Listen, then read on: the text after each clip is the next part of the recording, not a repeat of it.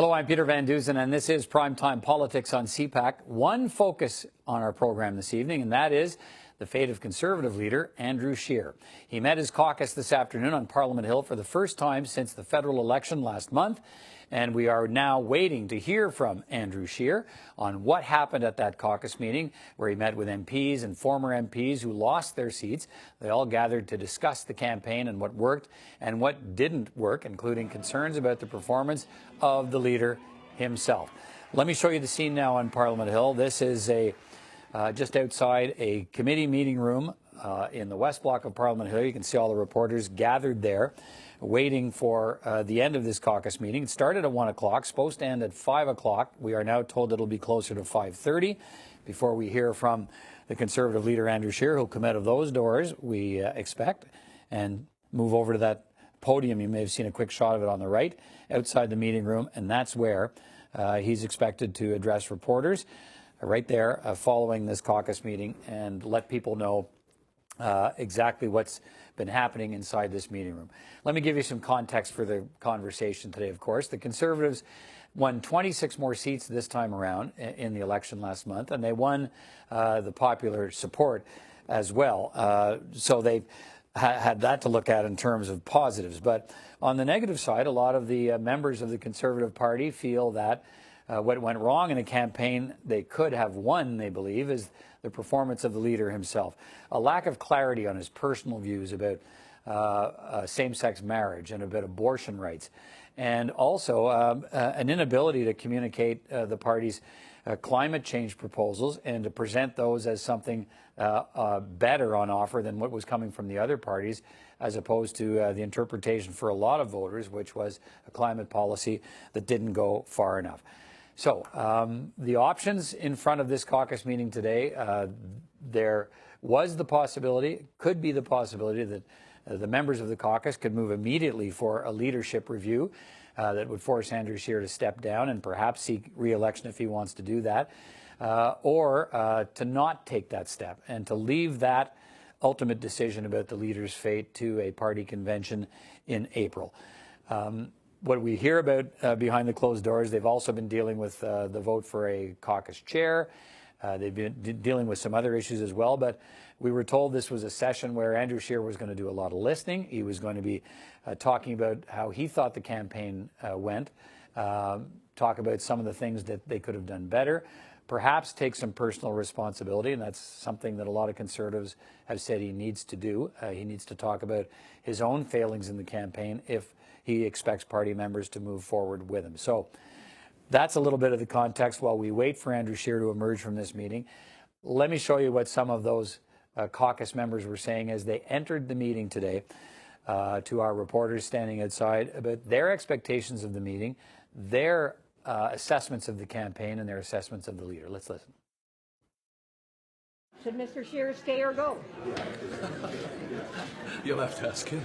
No, but I'm asking you. You ran under him. Do you want to run under him again? Well, during the campaign at the doors, a lot of my constituents expressed concern about the leader.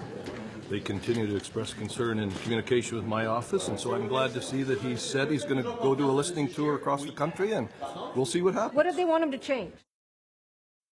What does the leader have to do to improve things in Quebec? I absolutely do. Yes, I do. I look at the overall results, and we won the popular vote. We won seats right across the country. We gained seats. We have a positive message. Are there things that we need to improve on in terms of communicating? Absolutely, but I have full confidence in Andrew Scheer. Do you think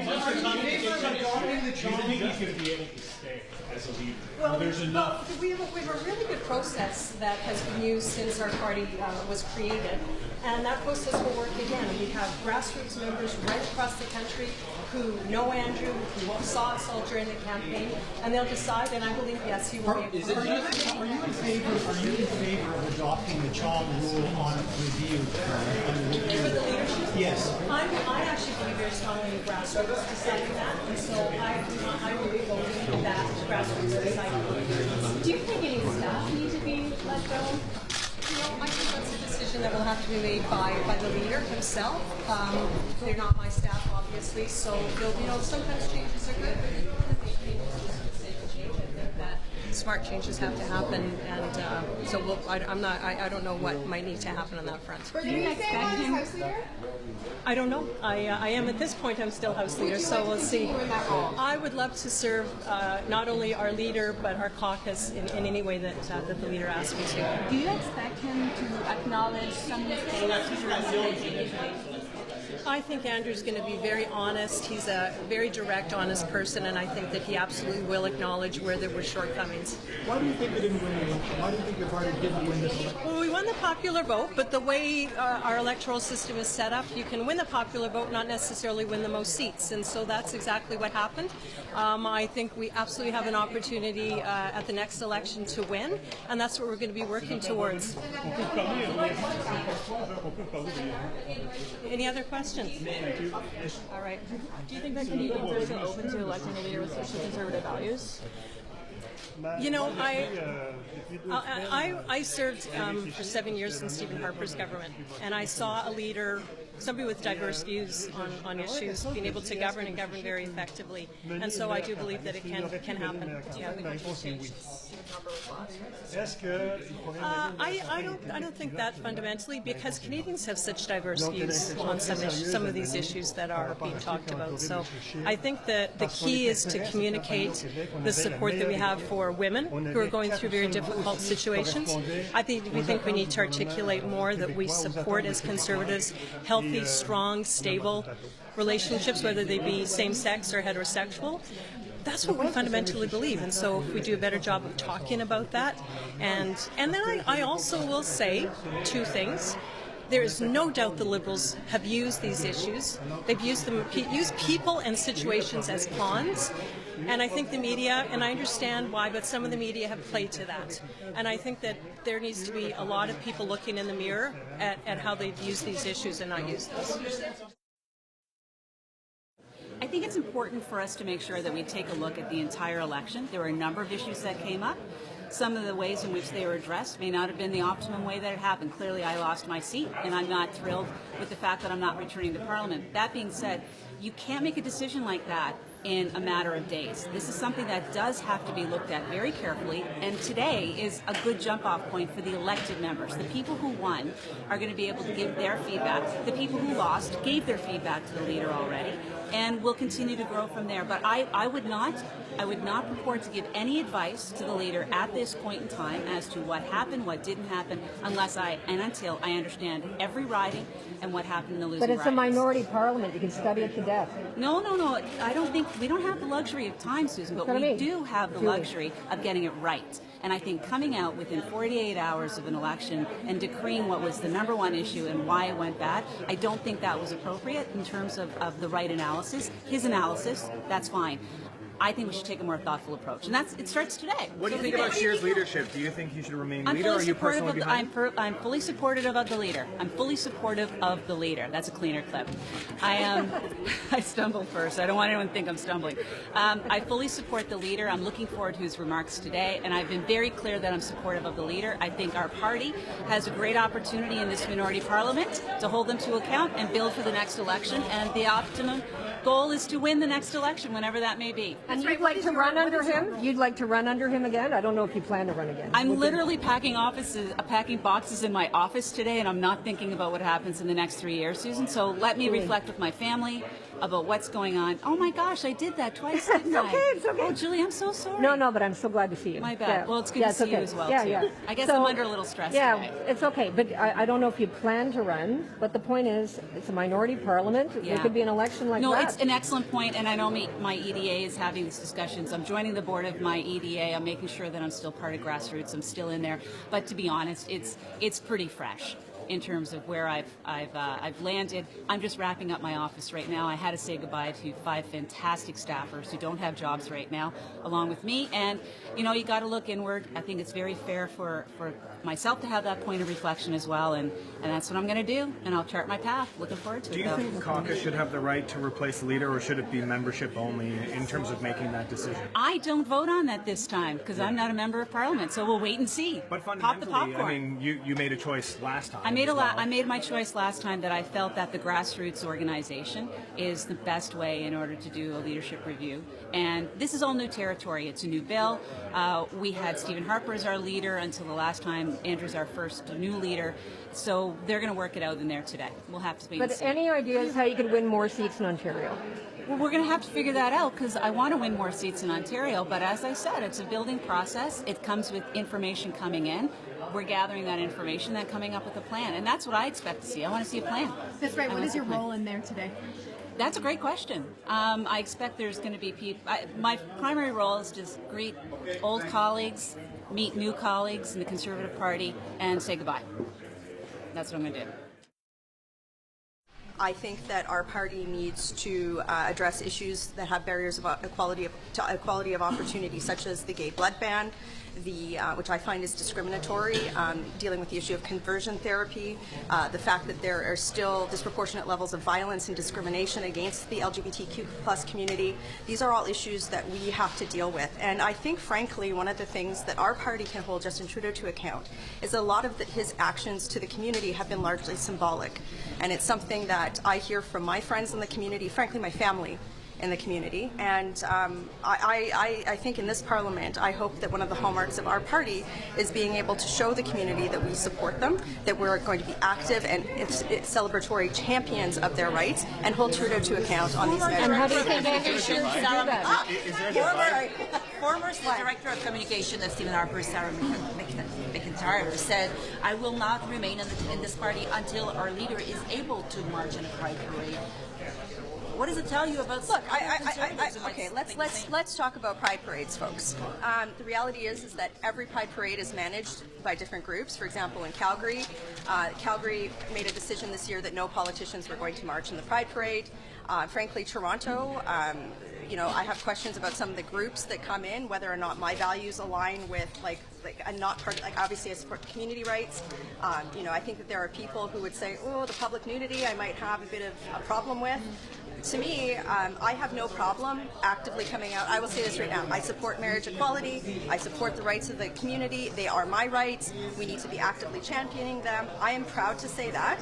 I just think that the question of that, I don't want this discussion to be around symbolism. If the community comes to me and says, you know what, it's really important that you march in this parade because it shows your support for X, Y, and Z issue, that's something I'm going to take to heart and do. But I also think that, where my leader has had a point that maybe hasn't been communicated broadly, and where I support him in this, is that we have to take action that is more than symbolism. So I don't think that the measure of one's actions are on supporting the rights and removing barriers to equality of opportunity of minority groups should be whether or not simply you're marching in a parade.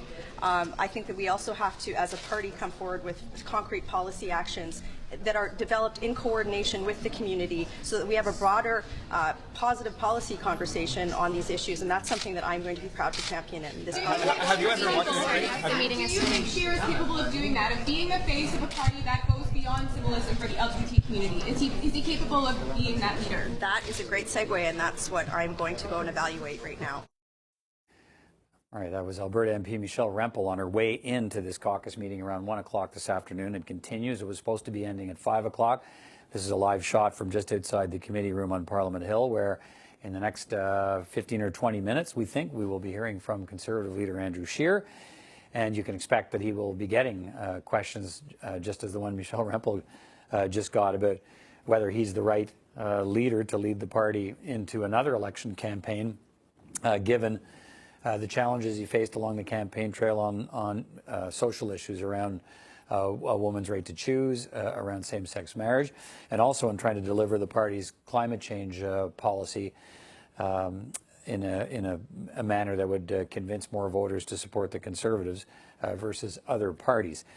What else is happening at this meeting today is that caucus members were going to be asked, which is the rule in the first caucus meeting, whether they wanted to adopt measures of something called the Reform Act. And that is a piece of legislation that allows caucus members, if they so choose, to have greater control over where the party's headed and the role and activities of the leader.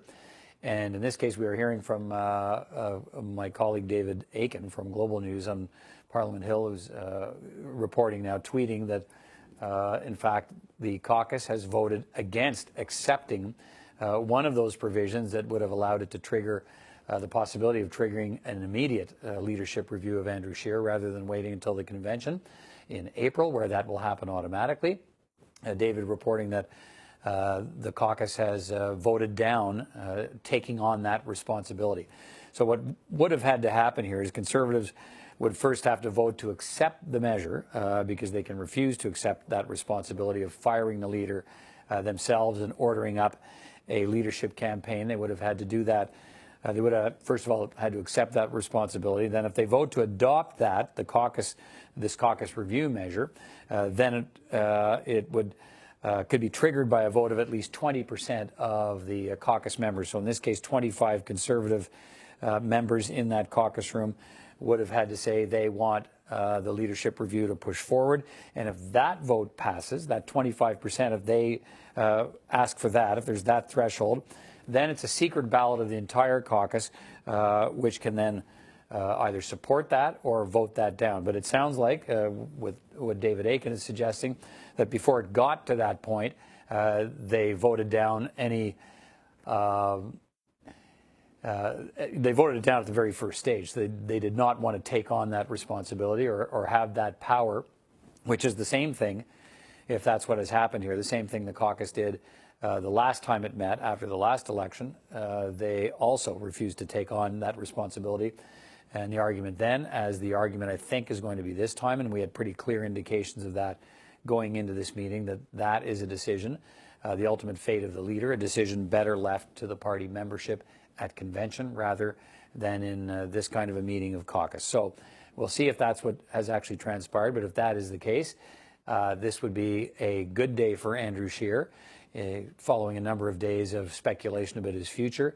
This would suggest that there is a caucus that, at least for the moment, has no intention of dumping its own leader, that is going to wait, if it's going to happen at all, that it will wait till the party convention in April. So we're keeping an eye on these doors at this caucus meeting, waiting to see if Andrew Scheer emerges from there.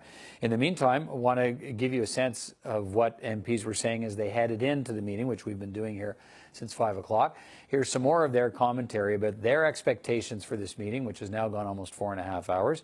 Their expectations of the leader and their assessments of the kind of campaign the Conservatives ran and what might have been done differently. Let's listen. Do you think the leader should move on? Will you do better in Quebec if you have a different leader? I don't think it's time for us to talk about if we have a good leader or a bad leader. I think we are here to do our job as MP. We were elected to represent our constituent, and this is what we will do.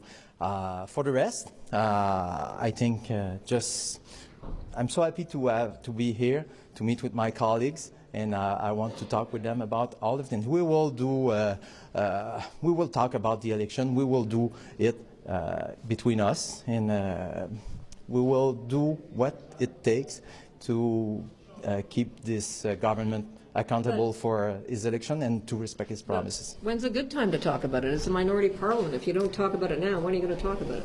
We will talk about it. We will talk about it. We always talk about it, and we will continue to talk about it. And what is more important is that we have more MPs to keep this government accountable to the Canadian, and we will do our job. I'm sorry, I have to go. Okay. What are you hoping will happen? A lot of people are asking questions about Andrew Scheer's leadership. Should he stay? Should he go? What do you think? I think our caucus is very united behind Andrew Scheer. Absolutely. That's what I'm hearing. There's a few media organizations reporting some anonymous sources. My conversations with colleagues, overwhelmingly very supportive of the leader. And what about Peter MacKay? Like, we only reported what he said, and he talked about a stinking albatross hanging around his neck. Well, I think Peter MacKay also said that he's supportive of Andrew. I think he was subsequently quite clear about that. I disagree with some of the things he said, certainly in his characterization of the election as an empty net. I mean, I think every election is a competitive exercise in which both sides have a message, and so I don't think his characterizations are correct. But he's also been very clear that he's supportive of Andrew. And you believe him? Well, that's what he said, and I'll take him at his word, yeah. And so do you think Mr. Scheer has to change anything to win the next election? Because we're in a minority parliament. It could come sooner rather than later. Well, there's a process of reviewing the campaign that every party goes through. Our party will go through that process. That process will be data-driven. It will look at the numbers. It will look at the information in terms of what happened, areas where we succeeded, and obviously we made substantial improvements in terms of our standing. But every party should go through a process of looking at the numbers of the information, and that's a natural thing that, of course, our party will do as well. But some people call this, let me get it out of the way. Some people call this a winnable election because Mr. Trudeau was so weak. Why do you think it wasn't won? Well, I think you make the comparison to 2004, right? 2004, Stephen Harper was running against Paul Martin. It was in the middle of the sponsorship scandal. There were many issues going on there. The Liberal government had been in place for 10 years, and there was a clear sense of their tiredness. And it still took 2 steps for Stephen Harper, and he went on to be obviously a very, very successful prime minister. So that was a first step, and it led to the further success we had in 2006. So I think if you look at that experience, I think that's a good point of reference for us coming out of the 2019 election. But also at that time, though, Mr. Harper picked up 24 seats in Ontario. He went from 2, added 24.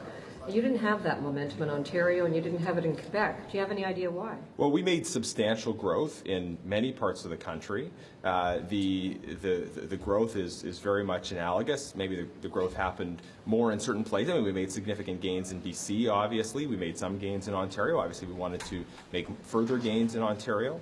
But in terms of some of those specifics about that, look, we've got to do a detailed post-mortem process that's based on data, and every political party will do that, and we'll look at ways to continue to grow from where we were. But what I'm getting here is that you definitely don't want to change the leader. Not a good thing to do.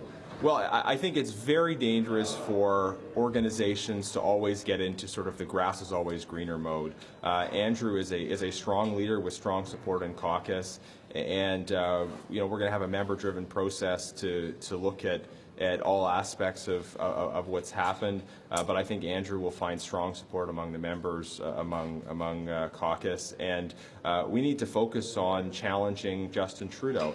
We're going to follow the Reform Act today, and we're going to follow that law and make sure that the process is consistent with that law. In the last Parliament, Justin Trudeau didn't even follow that process. So we'll see if the Liberals have the courage to subject their leader to the rules that are prescribed in the Parliament of Canada Act. I think our Conservative caucus wants to focus on challenging the government based on the issues that matter to Canadians, and we've got to maintain that focus. And how will you vote on the Chong leadership rule? I believe that our party should be a member-driven organization, and that means that it's up to the members to elect the leader, and there's a process of review that involves the membership.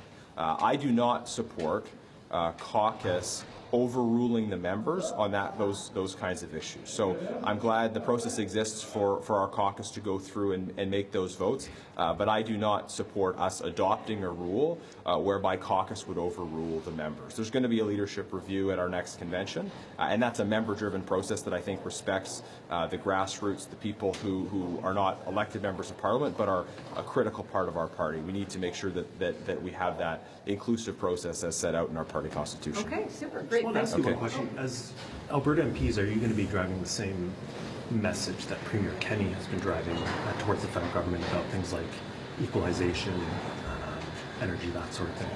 Well, our focus is going to be on the issue of pipelines. I think if you hear what Albertans have to say about these issues, the frustration they have is when we're interested in contributing to Canada, but our ability to access international markets is blocked. So our core focus is going to be on that issue of energy infrastructure, among other issues that are important to the province. And if we're able to move forward with those kinds of energy infrastructure projects, I think you'd hear a lot less in terms of the other kinds of criticisms that you're hearing now. Okay, Mr. Ginnis. Thank you. Thanks very much. I'm very confident in Mr. Scheer's leadership. I remain confident in him as leader of the Conservative Party, and I believe he will be the next Prime Minister of Canada. That hasn't changed for me. Your dad said it was time. Caucus is going to decide on the Chong reform question of whether or not Caucus should have the right to replace leaders. Well, I think the majority, I don't know how the vote will go. We don't presuppose anything. For me personally, I would say that we have hundreds of thousands of members who participate in our leadership processes, and that our membership should make the decisions on who the leader is. 265,000 members voted in the last leadership race, and I think it would be a little bit of hypocritical to have 120 people overturn the decision of 265,000. So I put my faith in the members of our party, the grassroots members who participated in the leadership race. I don't think that Caucus should have the ability to change the decision of our members. What do you want to hear from Mr. Scheer today and from the campaign leadership? I think I want to hear an honest assessment of what happened. I think we need to celebrate where we did well. In my home province of British Columbia, we picked up 7 seats, 4 of them women, many of them in suburban and urban areas. We need to look at that example and see why were we successful in urban and suburban ridings in British Columbia, and why didn't that happen in other parts of the country. So I think we need an honest assessment of what happened and a path forward. We need to hear the processes that will be undertaken to ensure that a full and thorough review is done, and I think that is what I'm expecting to hear from Mr. Scheer. You're a long-time BC politician. In your view, why were you successful in suburban and urban Vancouver and were not able to replicate that in Toronto? The affordability message that we honed in on, it was very popular in British Columbia. It's a very expensive place to live, and I think people understood that we were a party that would lower the cost of living, bring down taxes, put more money in their pocket. So it was a very popular platform plank and a theme, and I think it worked. Mr. Scheer is very popular in British Columbia, and so again, going from looking at my own numbers, and I'm not in an at-risk riding right now, but my numbers were higher from 2011. So the numbers in many parts of the country were like that. In other parts, they weren't as good as we needed them to be. So I think we need to examine where we did well and see if we can apply those lessons right across the country. Do you believe anyone should be fired? That I think everything needs to be under review. I think that we need to take our time to ensure that we find out if personnel changes need to be made. The leader's been clear that they will be made, but I don't think we need any knee-jerk reactions or firing people for the sake of firing people. We should fire people who deserve to be fired if they deserve to be fired, and I think a comprehensive review will determine that for us.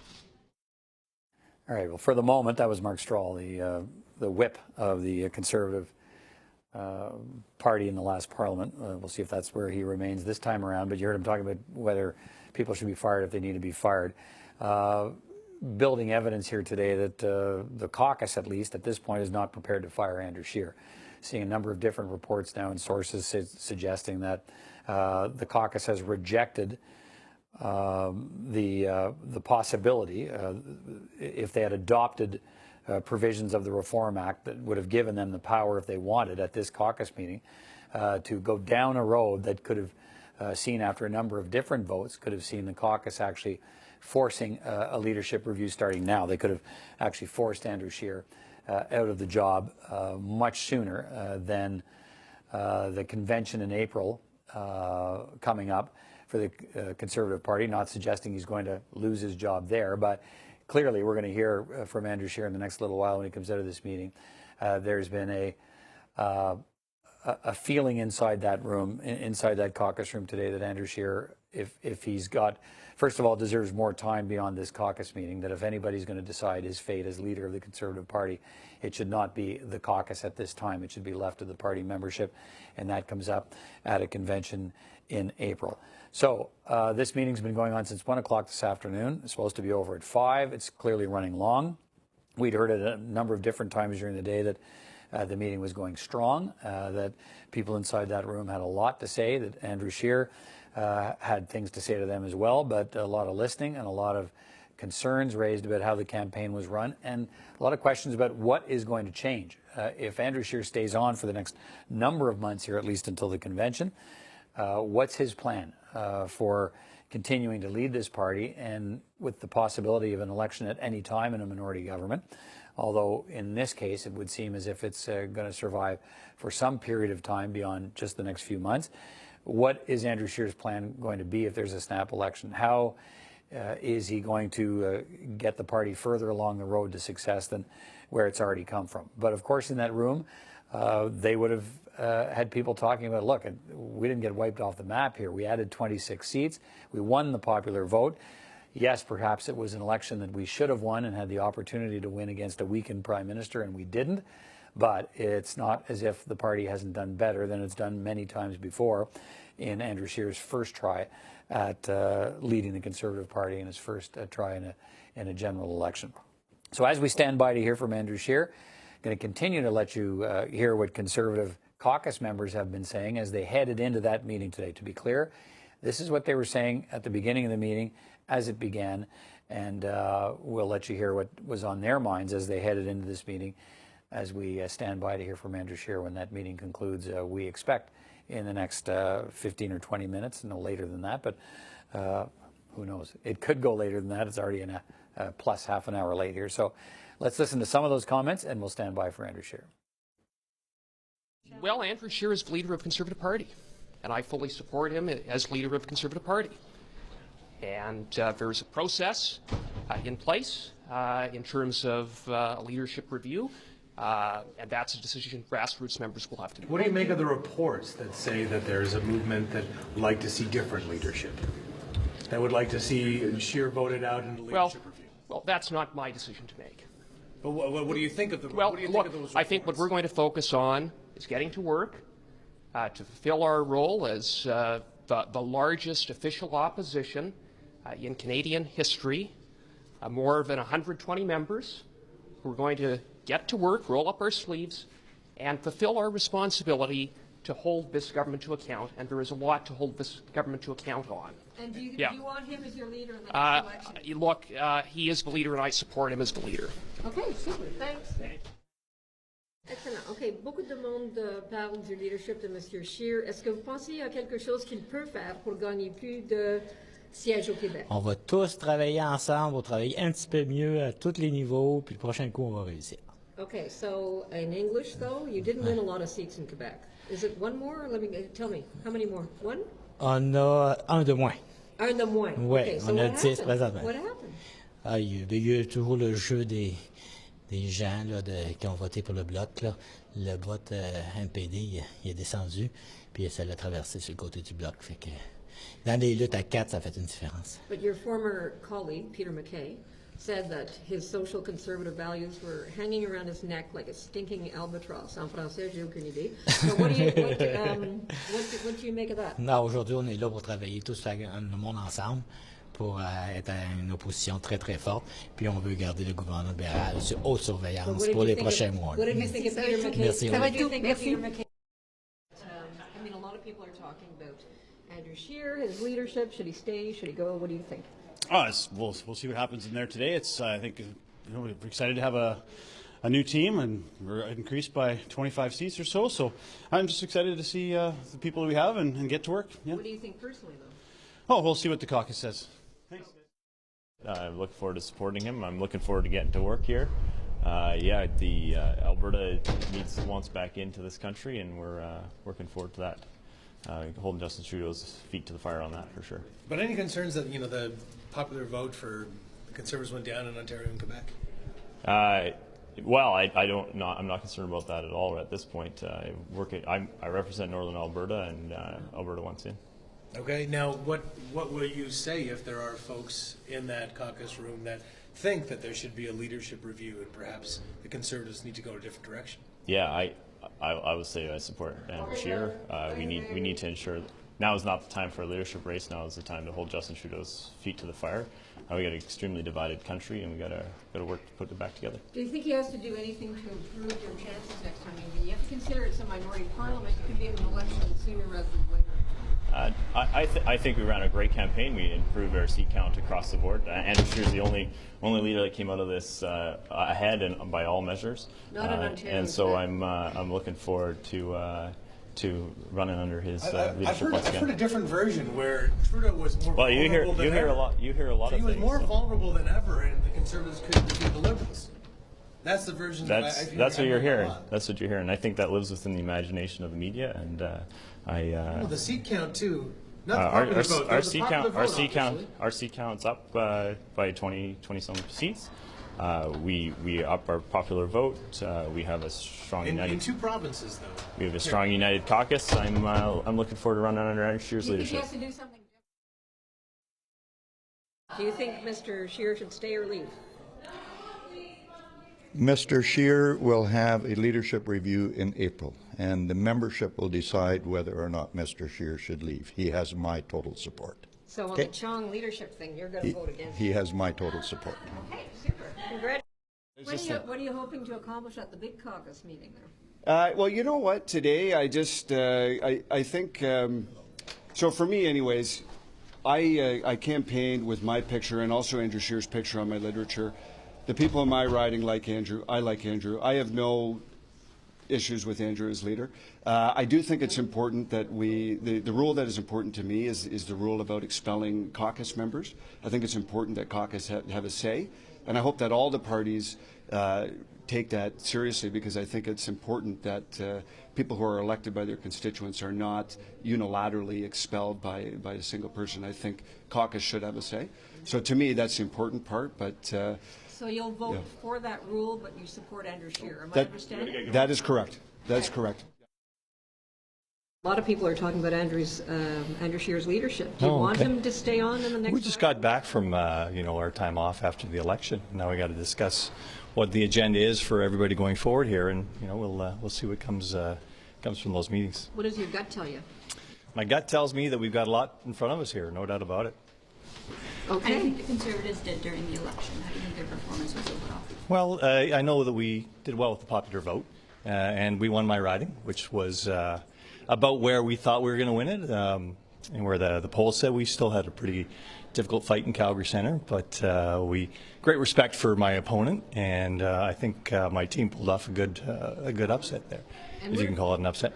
A lot of people were talking about Peter MacKay's comments that he made about social. Yeah, I never saw those, so I was out of the country at that point in time. So I hope somebody actually does get. Views being like around the leader's neck, like a stinking albatross. Like, did you hear him? What do you think of that? I didn't hear that, so I'll hear those comments, at some point in time from my colleagues or my friends, and we'll see what comes of it. But I actually haven't seen that. Okay, so right now you're kind of open to Andrew Scheer sticking around, or Andrew Scheer's our party leader, and we've got to make sure that we give that position all of its due at this point in time, and make sure that we move forward accordingly. And how are you going to vote on the Chong votes? Well, the Chong votes, I haven't seen the agenda of this, which ones are on the table right now, but we'll see what those motions bring forward. And I know there's been some good discussion around those motions, and we'll see how those come out too. All right, Peter Van Dusen watching along with you now, continuing live coverage here as we wait for the end of this caucus meeting on Parliament Hill. Conservatives meeting for the first time since the election outcome of last month, where they won the popular vote and added some 26 seats to their party ranks, but lost the election to a Liberal government, reduced from a majority to a minority. So this caucus meeting, we can tell you, a lot of sources now reporting that the caucus has voted down, giving itself the right to take a vote on the leadership right now of Andrew Scheer and possibly forcing him out of the job at this caucus meeting. So that did not happen. Which would be viewed by Andrew Scheer and those who support him as a measure of support, at least for the time being. So there's no immediate threat to his job. That doesn't mean that there's still a lot of work for the leader to do for the Conservative Party between now and the party convention in April, where the review question will then be put to the party, the delegates assembled at that convention, about whether they want a leadership review. So we'll see what comes from that. But for the moment, it would appear Andrew Scheer's job is safe because his caucus members have decided, and some reporting over event there, he then backed away from those pretty quickly, almost within a matter of hours, saying his comments were meant to talk about the performance of the party and not Andrew Scheer. Says he supports Andrew Scheer as the leader, but a lot of people still talking about Peter MacKay as a possible successor, although after this day, one would think, at least for the time being and in the short term, talk about replacing Andrew Scheer is probably on the back burner until the next big event to watch for, and that would be the party convention. But let me take you back to those comments that Peter MacKay made about Andrew Scheer's performance, the issues that dogged Andrew Scheer, and the campaign performance that he made at this event in Washington. Let's listen. What I'm going to do is just ask you the question that everyone's thinking is, what exactly happened? Yeah, to use a good Canadian analogy, it was like having a breakaway on an open net and missing the net. What went wrong? Well, I'm going to be very honest with you. I think there was a number of issues that became very prevalent in this election that nobody other than the politicos wanted to talk about. People did not want to talk about women's reproductive rights. They didn't want to talk about revisiting the issue of same-sex marriage. And yet that was thrust onto the agenda and hung around Andrew Scheer's neck like a stinking albatross, quite frankly. And he wasn't able to deftly deal with those issues when the opportunities arose. And I think among female voters in particular, and those who would have been impacted by any revisitation, it created a nervousness, or it took them out of their comfort zone if they were considering voting Conservative. On energy, Andrew Scheer actually presented what I think was a compelling idea, but didn't fill in the blanks of having, he called it an energy corridor, I call it a financial corridor, that would span the country for communications purposes, for the purposes, yes, of transporting bitumen from the oil sands in Fort McMurray, but in Saskatchewan as well, to bring Canadian energy to Tidewater. But the issue really didn't catch on, and it didn't really become a factor. Same with green technology. And while Andrew Scheer was pounded over the fact that he was late in producing a green plan for Canada, when he did, his idea, again, I felt had merit. It's going to be technology, not taxes, that will help us tackle climate change, which I personally believe in. But how do we get there? And the answer is the previous reference, by transitioning from energy, of which Canada is a superpower. And even the United Nations has said it's going to probably be about 40 years before we transition away from fossil fuels. So, you know, and one of our former prime ministers famously said that elections are not a good idea, or not a time to have these important discussions. Well, they are. But it's difficult, you know, with the pace of information, and certainly now with social media, to get traction on some of these big issues. But that's part of the analysis of, I think, what went wrong in terms of Andrew Scheer's campaign. And I think at the end of the day, it was a bit of a Hobbesian's choice. I think Canadians were not enthusiastic, let's say, or inspired by either vision of either party. All right, in the wake of those remarks last week, Peter MacKay's gone on to immediately came out to clarify, to say that he's got, the leader has his support, and that he was talking about the campaign and not Andrew Scheer in particular. So let me give you the news. This is a shot of the outside of the committee meeting room where the Conservative Caucus has been meeting, and we can tell you that they've taken a decision that they do not want the power. They voted to not give themselves the power to move, if they wanted to today, to push for a leadership review instantly of Andrew Scheer's leadership. They decided not to do that. So this would be viewed, no doubt, by Scheer's supporters as a good day for the Conservative leader. And the next test he will have to face, and we will hear him talk about that, I'm sure, at the microphone when he does show up here. They're running now 45 minutes behind the schedule, so that tells me a whole lot of people wanted to do a whole lot of talking about the election results, what they think worked and didn't work. And I bet we're going to hear there was a lot of discussion about a focus moving forward for what's the plan. Tell me why there should not be a move to replace Andrew Scheer as the leader of this party after the election results. And Andrew Scheer will, of course, make the case that they added 26 seats, they won the popular vote. They made inroads in a number of provinces, lost some support in other provinces as well, in key provinces of Ontario and Quebec. And that's a challenge for this party, no doubt about that. And that would have been something they discussed as a plan for moving forward. So there will have been lots of conversation around Andrew Scheer's strategy for if there is another election and he's the leader, how does he get them over the finish line when he couldn't do it this time around? So we expect him to be out at that podium, loosely expecting in the next 10 or 15 minutes, and we'll be here for it when it happens. So stand by. We'll go live to Andrew Scheer as soon as he shows up here in the moment. In the meantime, rather, we'll go on to some other programming and return as soon as Andrew Scheer gets to the microphone. Steadily. I'm becoming less and less private. I'd much rather be an idiot. Marshall McLuhan was not a fan of technology, and quite the opposite. He hated it. He thought it made the world a polluted, horrible place. I am resolutely opposed to all innovation, all change, but I am determined to understand what's happening.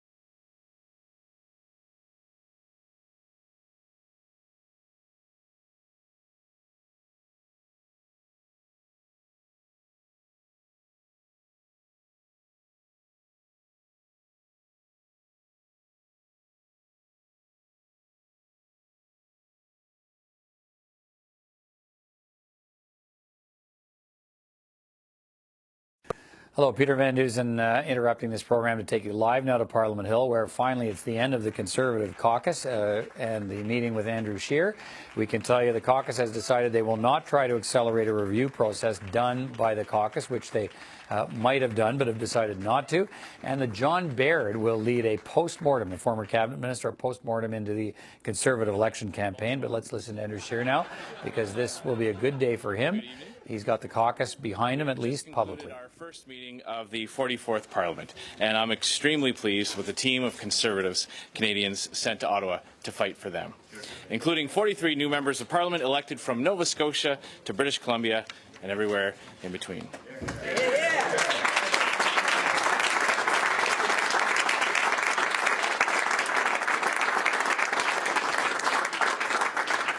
Nous venons de conclure notre première rencontre de la 44e législature et je suis extrêmement content de l'équipe que les Canadiens et les Canadiennes ont envoyée à Ottawa afin de se battre pour eux. Our team is united, experienced, and focused on the job we were elected to do, holding Justin Trudeau to account and getting ready to defeat him whenever the next election comes.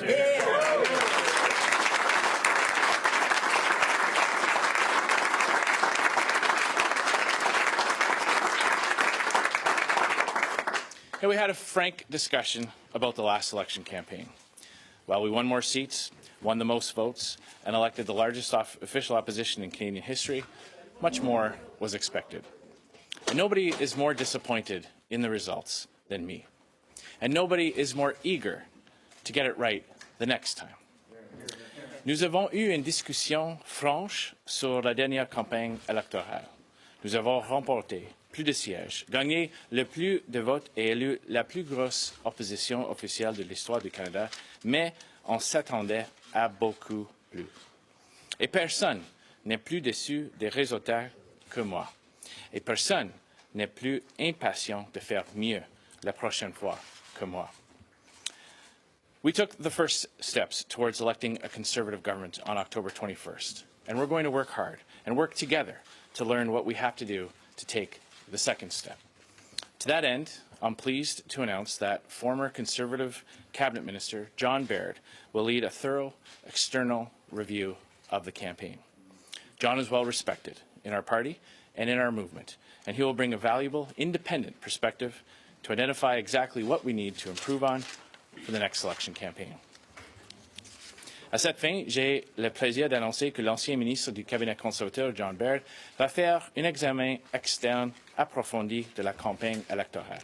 John est très respecté dans notre parti et notre mouvement, et il va donner une précieuse perspective indépendante afin de déterminer exactement ce que nous devons améliorer à la prochaine campagne électorale.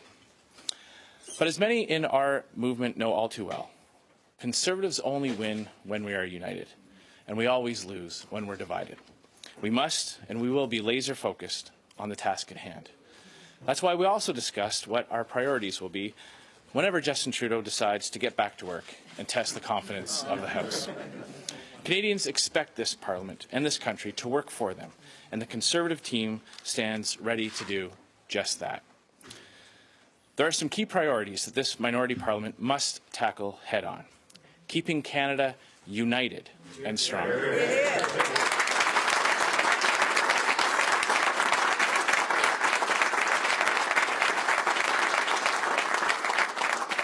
Helping Canadians get ahead, restoring ethics and accountability to government, and getting the energy sector back to work.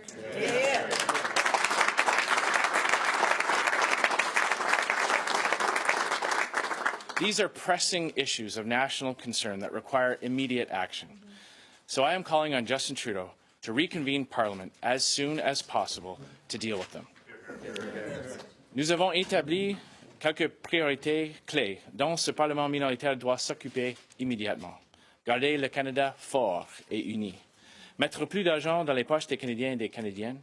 Rétablir l'éthique et la responsabilisation au gouvernement et remettre le secteur énergétique au travail. Ce sont des enjeux d'une importance nationale qui nécessitent une action immédiate.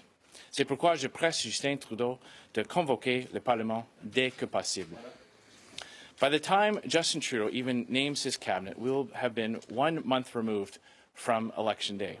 That is far too long to wait, given the urgent problems we face today. Canadians expect us to get to work, and Justin Trudeau must recall Parliament.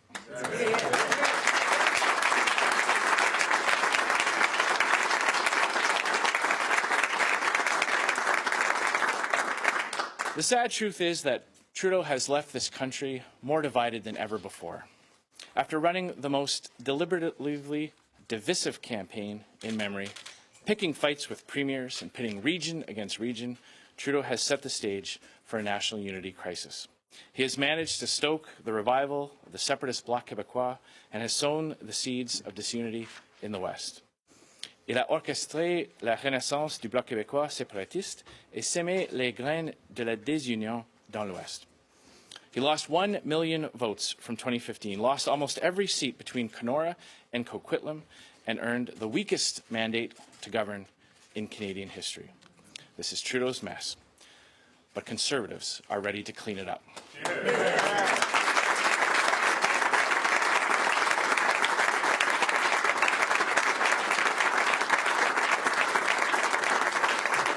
Because only Conservatives can keep this country united. Only Conservatives will stand up for all our fundamental freedoms. Seuls les conservateurs vont éliminer la corruption libérale et rétablir la transparence et la responsabilisation au gouvernement. And only Conservatives will get the government out of Canadians' lives so they can pursue their dreams and create the kind of prosperity and opportunity this country so desperately needs. Merci beaucoup. Thank you very much. Have a good day.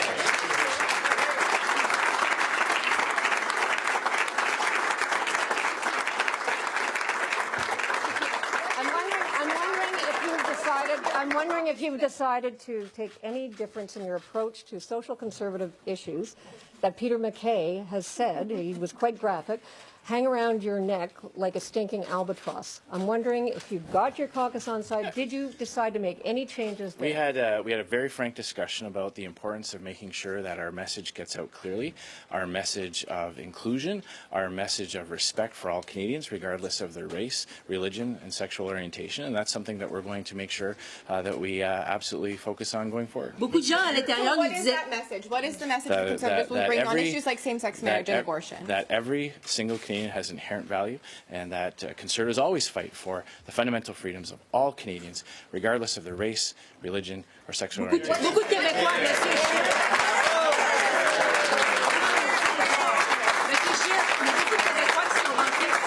Québécois sont rentrés dans cette rencontre avec des insatisfactions face à votre entourage québécois, par exemple des organisateurs, votre lieutenant québécois. J'aimerais savoir, est-ce qu'il y a des décisions qui ont été prises? Est-ce qu'il y a des gens qui vont perdre leur emploi ou leur poste? Alors, la revue va être compréhensive.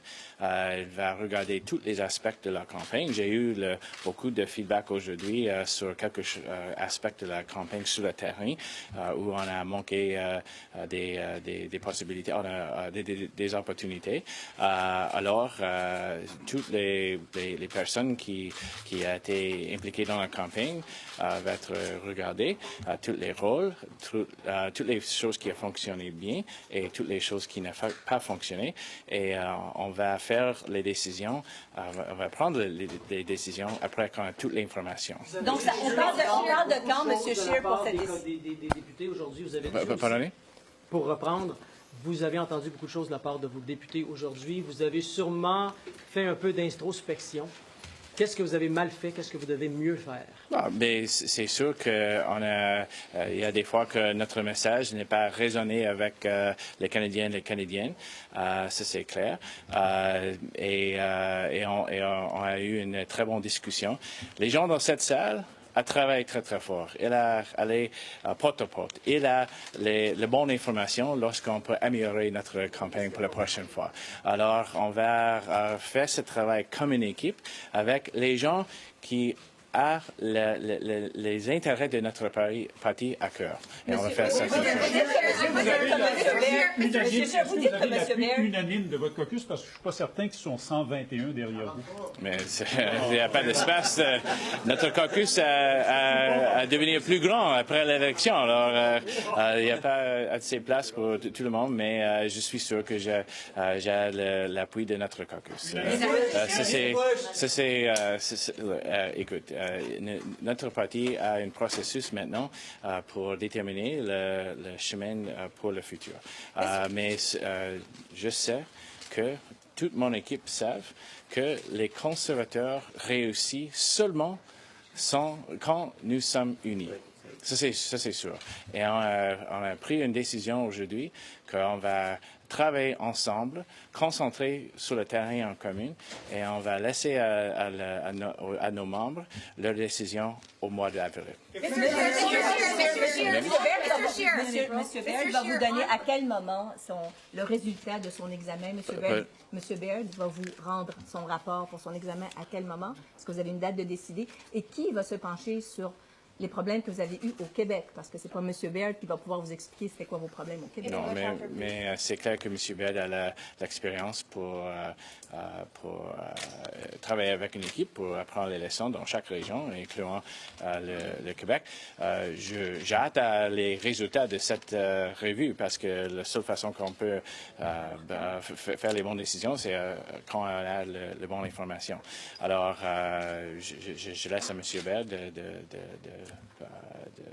compléter son job, mais c'est sûr qu'avec un Parlement minoritaire, c'est important d'avoir l'information dès que possible. C'est sûr que ça va être avant le Congrès? Oh oui, bien sûr, je vais avoir des résultats, je veux avoir l'information si tôt que possible. So in English, yeah. So the question was when I might expect the results and what Mr. Baird might be doing to look at the results in Quebec. Obviously, Mr.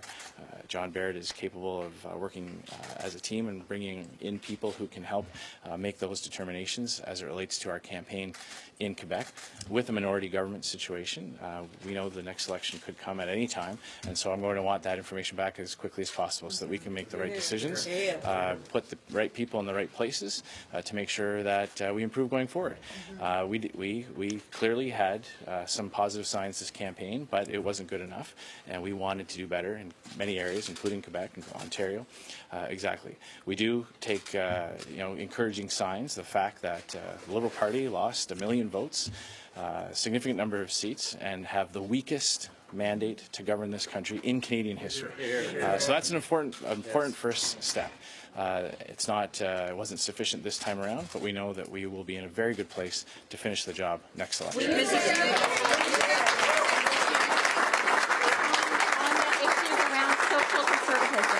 Around issues like same-sex marriage, you are still not giving your personal views. So my question for you is, do you believe that being gay is a sin?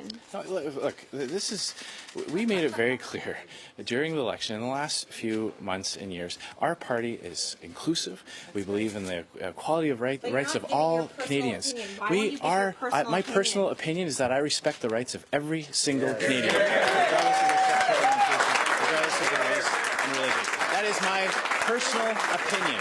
And my personal commitment is to stand up for that is my personal opinion. And my personal commitment to Canadians is to always fight for the rights of all Canadians, including LGBTQ. Your leadership is the problem. Will you step down? What's that, sir? If Mr. Baird's review decides that your leadership is the problem, will you step down? Look, the purpose of the review is to look at how the campaign operated, its structure, how decisions were made based on information that we had available to us at the time. That is the mechanism. That is the intent, and that is the scope of Mr. Baird's review. The review as to the leadership position of the Conservative Party of Canada is and always will be in the hands of our members.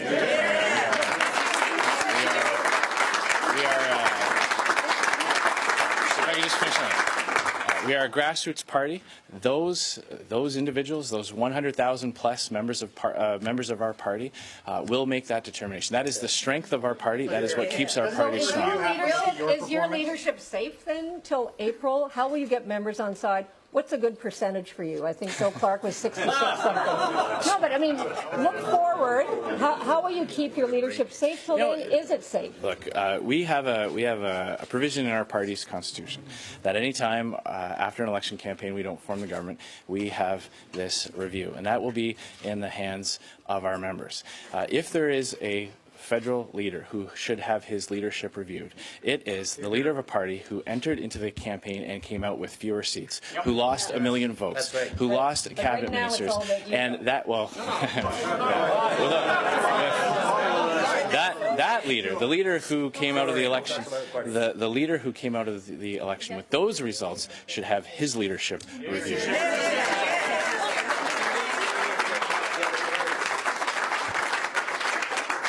Vous allez rencontrer M. Trudeau la semaine prochaine pour discuter de la suite des choses, le discours du trône. Est-ce que vous avez des choses auxquelles vous tenez, que vous souhaitez voir dans le discours du trône lorsque vous allez rencontrer M. Trudeau? Oui, et comme j'ai nommé, il y a une crise d'unité dans cette campagne. M. Trudeau a fait quelque chose que j'ai jamais vu dans les politiques canadiennes. Il a lutté une campagne contre les premiers ministres des provinces, diviser notre pays, essayer de maintenir quelques sièges dans une partie de ce pays en attaquant une autre. C'est sans précédent dans cette pays. Et c'est inacceptable pour un Premier ministre de gagner une élection comme ça. Alors, je vais parler avec M. Trudeau sur la question de l'unité de cette pays. Le fait qu'il y a 2 provinces entièrement qui ont rejeté son approche. Il y a des 100 000 emplois qui sont détruits dans le secteur énergétique. Et ça ne peut pas continuer. Aussi, son approche pour l'éthique ne fonctionne pas, ne sont pas acceptables. Et les signes négatifs qui viennent dans l'aspect de l'économie nationale, l'économie globale. Alors, je vais proposer quelques idées que je sais peut améliorer la situation pour les Canadiens. Et on va voir s'il l'a accepté. I think I have time for 1 or 2 more. Can you tell us what will change when it comes to your party strategy when it comes to climate change? That has been an issue at the door. Yeah. Will you continue to oppose the carbon tax? I have never known a problem that is solved by a new tax.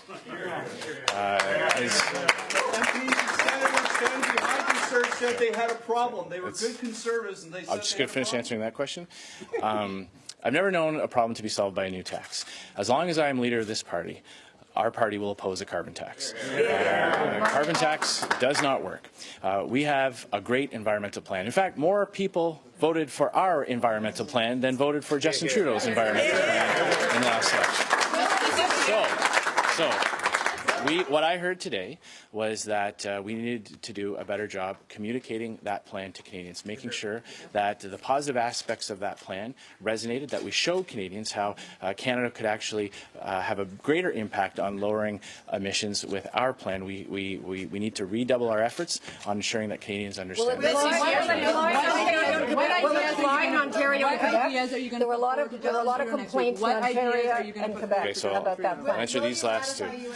Will it fly in Ontario and Quebec? Whatever plan you put out that's better communicated. What are you going to sell? Well, I'm very confident, I'm very optimistic that our campaign will be successful next time.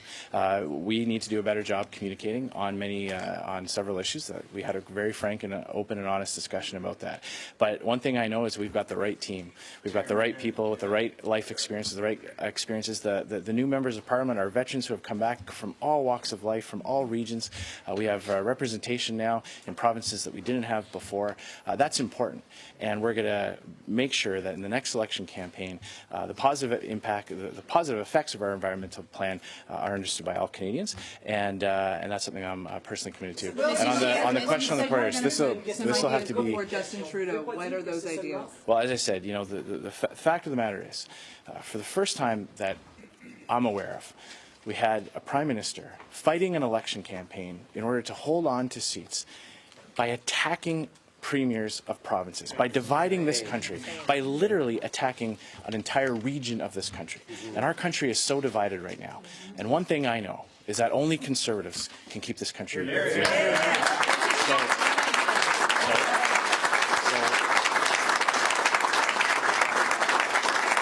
It is it is quite clear that 2 entire provinces have completely rejected Justin Trudeau's approach. So his approach on the energy sector cannot continue. We know that there are significant negative signs of the global economy. We need to make sure that Canada is better protected on that. The fact that he has increased deficits by billions and billions of dollars, leaving us in a much more precarious situation should a recession come, is something that I know concerns me, concerns millions of Canadians. So I'll be presenting ideas on that. Well, on how to have a more responsible spending program for this government. It's essential. It's inconceivable that we have a government now that has no plan to get back to balanced budgets forever, as long as it's in power. We know that those billions of dollars of new deficits, new debt, cost taxpayers money. It means more and more of your hard-earned tax dollars, all of yours, is going to pay the interest on that debt instead of going into better services or better or into tax cuts. So those are going to be the types of things that I am focusing on. I want to thank everyone for staying here so late. I know it's late into the evening. Will you ratify USMCA? So I have answered this question before. We do believe that it's essential to provide certainty for Canadians who depend on free trade with the United States. Justin Trudeau came back with a weakened NAFTA. He promised a better NAFTA. He came back after giving concession after concession after concession away. What we will do is we'll ensure that Canadians have that certainty, and by ensuring that free trade access is continued, and then on a one-off basis going forward, we'll try to undo the mistakes that Justin Trudeau made. Yes. The answer is yes. The answer is yes. Thank you very much. Merci beaucoup.